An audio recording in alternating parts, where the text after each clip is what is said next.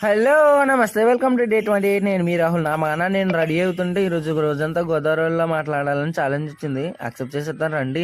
చూడండి మాయా దేవుడికి దండం పెట్టి మొదలు పెట్టాను ఈరోజు. అసలు కాలేజ్ స్టార్ట్ అయ్యాను, ఎండ మామూలుగా లేదు మాయా. విమానం మొత్తం ఆగిపోతుంది. కాలేజ్కి వెళ్ళే దారిలోని తాత ముంజలు నెట్టుకుంటూ కనబడ్డాడు. కొనుక్కొని తినేద్దాం అనుకున్నాం కానీ కాలేజ్కి టైం అయిపోతుందని అన్నీ మూసుకుని వెళ్ళిపోయాను.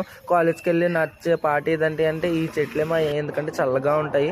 కాలేజ్కి వచ్చి మెట్లు ఎక్కే బొదురుకి నీరు గారిపోతాం మాయా. ఎలాగైతే నేను కాలేజ్కి వచ్చాం. సాయంత్రం కాలేజ్ అయిపోగా నీళ్ళ దగ్గరికి వచ్చి తీసుకుని రూ. 20 కారు ఇచ్చారు. పనులు పడి మర్చిపోయాను. నా యాసలు అంతా కామెంట్ చేయండి. గోదావరి చూస్తే కనుక లైక్ కొట్టి కామెంట్ చేయండి.